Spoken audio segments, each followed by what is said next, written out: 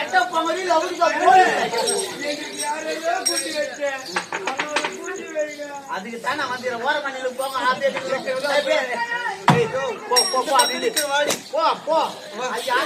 நான் எப்படி பாடுகிறேன் என்று பார்த்து அதை கெட்டியமாக பிடித்து பாட வேண்டும்.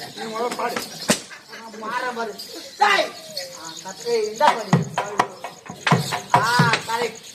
அடி மூலடி மூலடி மூலடி யார் பையனோட தானே முடிவில்லை நடுவது மூலடி மூலடி மூலடி மூலடி